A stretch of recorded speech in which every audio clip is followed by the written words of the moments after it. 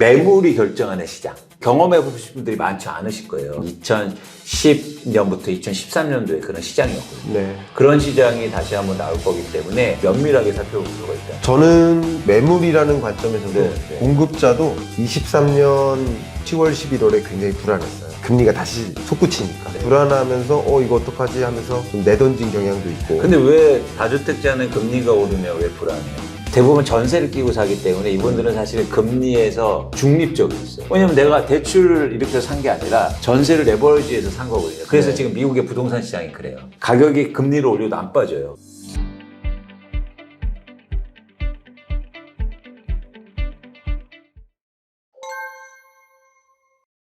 그러니까 이게 투자 수요가 말씀하신 것처럼 교수님 말씀처럼 되면 들어올 수는 있어요. 네. 근데 2023년도에 가장 결정적인 가격 결정권자들은 네. 매물이라고요. 네. 네. 그러니까 지금 투자 수요는 들어올 수는 있는데 집을 지금 너무 많이 갖고 있어요. 네. 특히 돈이 없으신 분들이. 네. 그래서 전세 사기 문제가 생기는 거예요. 아파트도 마찬가지고. 근데 이분들은 월별 전세 가격이 오르는데 타격을 받는 게 아니라 2년 전 가격과 비교해야 되고 네. 또 하나 예를 들어서 지금 내가 뭐 10억짜리 전세를 주고 있었는데 아까처럼 평균적으로 20%가 빠져서 2억을 돌려줬단 말이에요. 네. 근데 내년 월별로 전세 가격이 오른다고 해서 다시 그거 받아낼 수 있습니까? 그건 아니죠. 언제까지 못 받는 줄 아세요? 3년 걸려요. 네. 왜? 네. 임대차 보호법이 걸려갖고. 네. 그래서 이제 시장을 움직이는 건 투자 수요가 아니고 예. 집을 갖고 있는 사람들이 내놓는 매물의 양이에요. 네.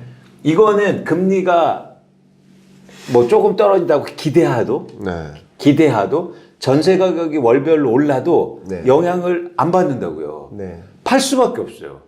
그리고 최근에 되게 흥미로운 현상은 집을 10년 이상 초과해서 보유한 분들의 매물이 증가하고 있어요. 네. 왜일까요? 집값 상승 기대감이 적어지기 때문에 예. 이익을 받거든요. 2배가 올랐거든요. 집값이 평균적으로. 그래서 파는 게 맞다고 생각하는 사람들이 점점 더 증가하고 있어요. 왜냐면 전세 가격도 돌려주고, 그러니까 상대적으로 지금 예를 들어서 다른 투자할 때도 많고 이러니까 그런 차원에서는 그 수요가 시장을 움직이는 게 아니고 수요가 움직인다고 하면 아까 교수님 말씀이 그렇게 될 수 있죠. 네. 그런데 네. 매물이 결정하는 시장. 네. 이게 경험해 보신 분들이 많지 않으실 거예요. 네. 이게 언제였냐면 아까 말씀드린 것처럼 2010년부터 2013년도에 그런 시장이었거든요. 네. 그런 시장이 다시 한번 나올 거기 때문에 그건 좀 면밀하게 살펴볼 필요가 있다는 거예요. 네. 좋습니다. 저는 조금 또 매물이라는 관점에서도 네, 네. 공급자도 네. 소위 다주택자나 이제 소위 말하는 부자나 아니면 저 전세 많이 끼고 갭 투자했던 갭 투자자나 이 투자자들도 23년 11월, 10월, 11월에 굉장히 불안했어요. 금리가 다시 솟구치니까. 네, 네. 그때 불안하면서 이거 어떡하지 하면서 좀 내던진 경향도 있고. 근데 왜 다주택자는 금리가 오르면 왜 불안해요? 주택을 보유할 때 네. 대출을 끼고 산 경우가 굉장히 많기 때문에 그런 근데 거예요. 다주택자는 대출이 안 되거든요. 다주택자들이 네, 전세를 끼고 사면. 전세 끼고 산 경우도 있지만 네. 대출 끼고 산 그렇죠. 다주택자들이 그렇죠. 맞습니다. 다양하죠. 그런데 그런 우리나라에는 근데 전세 주로 다주택자는 이제 월세 끼고 있죠. 그렇죠. 수익성 목적이니까. 근데 그분들은 월세가 계속 들어오는 날 매각하진 않아요. 네. 심리적으로. 네네. 대부분 전세를 끼고 사기 때문에 이분들은 사실 금리에서 뭐랄까 되게 중립적이었어요. 네. 왜냐면 내가 대출을 이렇게 산 게 아니라 전세를 레버리지해서 산 거거든요. 그래서 지금 미국의 부동산 시장이 그래요. 네. 이유는 뭐냐면 미국의 부동산 시장을 보시면 가격이 금리를 올려도 안 빠져요. 왜 안 빠지냐면 가계 대출에서 90%가 고정금리입니다. 네. 네. 금리를 아무리 올려도요 영향이 없어. 네. 집을 팔 이유가 없는 거예요. 매물이 안 나와. 그러니까 집값이 안 빠지거든요. 근데 우리나라는 그래서 금리를 아무리 올려도 전세 끼고 사는 사람들은 영향이 없어요. 네. 그렇죠? 네네. 그런데 전세 가격이 떨어지는 거예요. 그렇죠. 그러면 이제 본격적으로 금리 인상에 타격을 받기 시작해요. 네. 대출 받아서. 그래서 사실은 정부가 어떤 걸 놨냐면 전세 반환 대출을 열어줬잖아요. 네네. 그게 없었으면 집값이 더 빠졌을 거예요. 그랬을 수 있죠. 예, 근데 이제 천천히 전세 돌려들어가서 바로 집 하는 건 아니니까 일단 대출 받아서 줘. 근데 아니 내가 집을 갖고 있는데 매달 이자를 내본 적이 없어요. 근데 이제 막 들어가기 시작해요. 네. 근데 이게 3년 동안 일해야 돼. 쉽지 않다. 네. 그걸 좀 미시적으로 보면. 너무 좋은 표현이고요. 아마 저희가 시간이 더 많으면 지금 더 충분히 말씀 나누겠지만 와, 진짜 시간이 이제 5분밖에 안 남은 상태라서 한 30분 한 것 같은데. 이렇게 숨가쁘게 네. 시간이 지나갔습니다. 그래서 지금 이제 마무리 차원에서 여러분들과 좀 질의응답을 좀 받아들이는 게 좋습니다. 예의일 것 같아요. 아마 저는 나름대로 그 커뮤니티 공지에 올린 대로 여러분들의 질문을 좀 받았고 그 주신 질문들을 좀 나름 감안해서 최대한 토론을 이어갔는데 혹여나 여러분들 관점에서 갖고 계신 질문이 있을까요? 분양가가 오르고 있네요. 웃고 갑니다. 적응한다. 분양가가 오르고 있다고요? 네. 분양가가 올라서 분양이 안 되는 겁니다. 예. 이게 이게 그러니까 제가 항상 말씀드린 것 중에 하나가 저희는 예를 들어서 우리 베가스 사령관님의 집 가격을 논하는 게 아니잖아요. 그렇죠, 그렇죠. 그죠? 우리가 주정태님의 사는 동네의 미분양 물건 가지고 얘기하는 게 아니잖아요. 네네네. 전국 평균 가격 가지고 얘기하니까 그렇죠. 여러분이 체감하시는 것과 맞아요. 시장 경제는 맞아요. 다를 수 있어요. 그죠? 당연히 달라야 됩니다. 그렇죠. 예. 왜 우리 집은 오르는데 왜 떨어진다고 그래? 뭐 아니거나 그러니까요. 반대로 막 예. 이렇게 얘기하시면 사실 논의가 자꾸 안 될 수가 그렇죠. 있죠. 예. 오히려 시장을 보는 눈은 내 집값과 시장에 형성된 평균 가격은 다를 수 있다라고 전제 깔고 보셔야 됩니다. 맞습니다. 그러니까 내가 사는 배추 가격은 오히려 지난달보다 더 올랐는데 왜 물가가 3.7에서 3.2% 떨어졌다는 얘기야. 그러면 경제가 싫어지는 거예요. 근데 물가 상승률이 떨어지는 현상과 그렇죠. 여러분이 구매하시는 배추 가격이 오르는 현상이 반드시 설명되지 않아요. 맞습니다. 당연히. 그래서 우리는 시장과 내가 생각하는 집값은 다를 수 있구나. 맞습니다. 그래서 내 집값을 생각하면서 이 이야기를 들으면 반은 공감하고 반은 공감이 안 되시고. 그럴 수 있죠. 그죠? 네. 그러니까 그렇게 답변 드리고요. 네. 여기 네. 지방은 정말 힘들죠. 지방은 오르리라 생각하지 않습니다. 저의 경우. 네, 그 말씀 하시잖아요, 교수님. 네.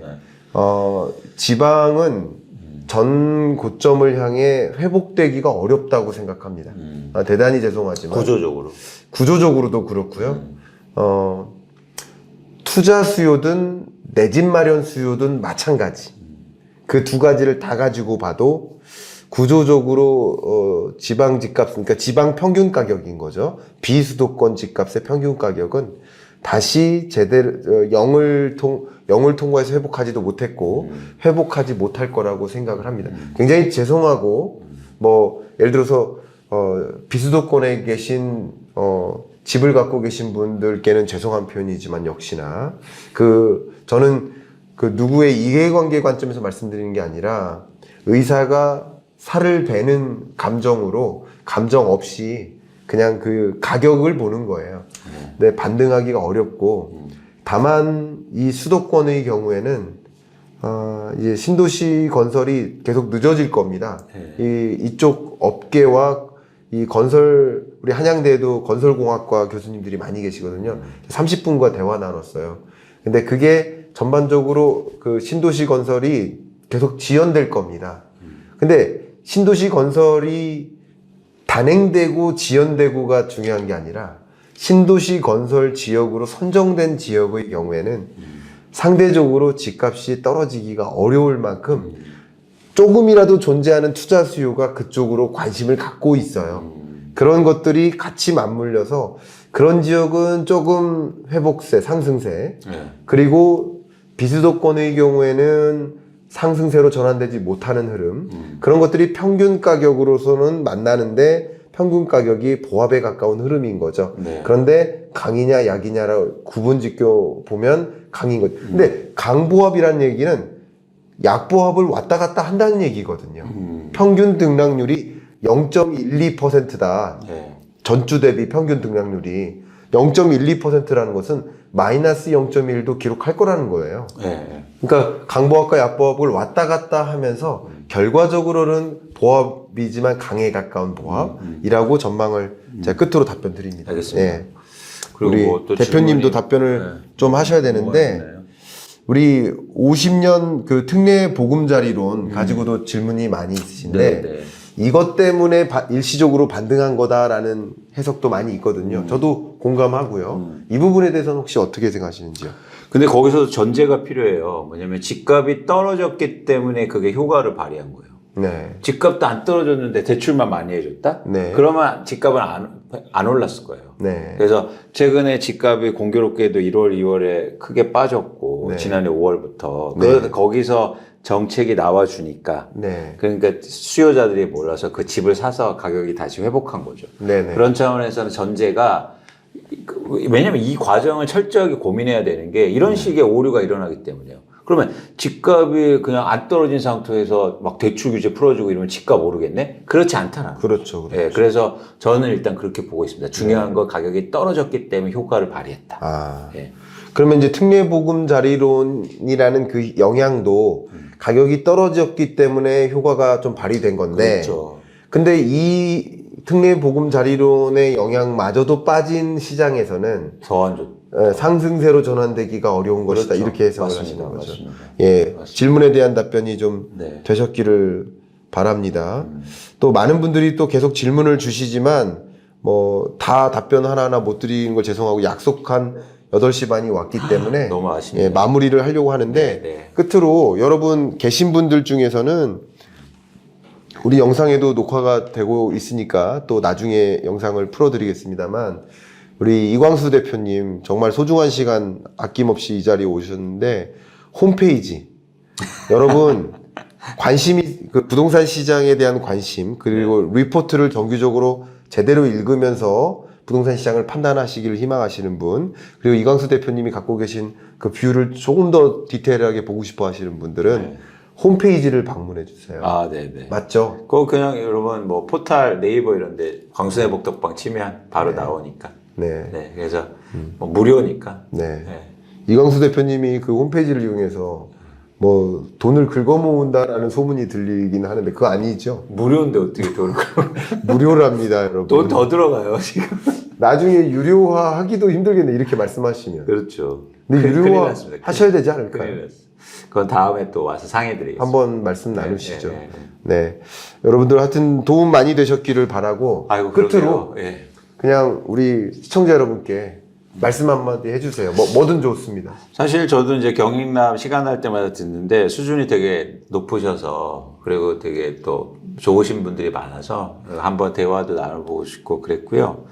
여러분들이 저는 자산시장에서 좀 오래 있었고 네. 주식하고 부동산 분석하지만 가장 중요한 건 그거 같아요. 그러니까 저희도 뭐 미래를 예측하고 주장하지만 유연한 생각 가지셨으면 좋겠다. 아까도 얘기 드렸듯이 상황이 바뀌면 예측도 바뀔 수 있고 네. 그래서 그런 유연한 관점에서 저희가 전망하는 것도 들으시고 네. 그래서 비판적으로 생각하면 자기만의 생각과 주관이 네. 생기잖아요. 네. 그렇게 하셔야 여러분들이 내 집 마련도 잘하시고 주식도 잘하실 수 있거든요. 네. 그런 관점에서 뭐 그냥 드리는 말씀이 아니라 김원석 교수님이 굉장히 중요한 역할을 하고 계시다.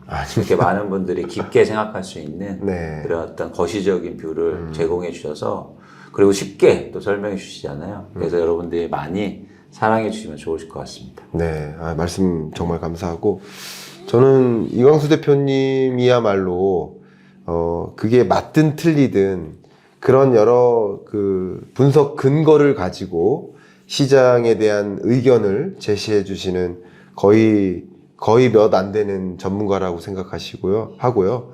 그 특히 부동산 그 광순의 복덕방 리포트를 무료로 배포하는 일은 정말 그거는 도전적인 일입니다. 여러분 한번 생각해 보세요. 여러분 일하고 계시죠? 직장 다니시죠? 월급 안 받고 직장 다니실 수 있으세요? 지금 그러고 계신 거예요. 정말 그거만큼은 생각해보니까 그렇네. 정말 그런 겁니다.